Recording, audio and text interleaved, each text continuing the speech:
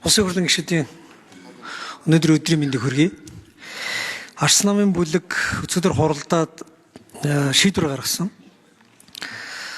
Ямар шийдвэр гаргасан бэ гэхээр бид бол үндсэн хуулийг дээдлэх, ардчлалыг дэмжих, парламентын засаглалыг дэлгэрүүлэх тал дээр бол байнгын энэ зүг рүү бол хатуу шаардлага тавьж ажиллана гэдэг ийм зарчимтай нам.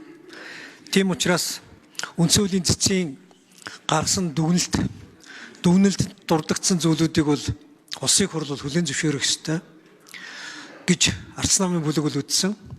За хүлээн зөвшөөрөхтэй холбогдуулаад бол ямар асуудлууд хөндөгдөж байгаа вэ гэхээр улсын хурлаас баталсан 95 дугаар тогтоол цаашид яах юм бэ гэдэг асуудлыг ярих хэрэгтэй.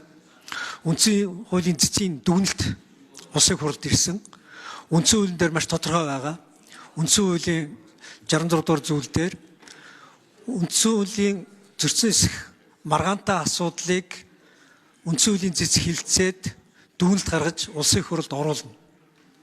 Оруулсан асуудлаар улсын хурлын шийдвэртэй холбоотой байх юм бол улсын хурл хүлээж аваагүй бол үндсэн хуулийн цэц эцсийн шийдвэрлэнэ. Дахин яна үзэж байгаа.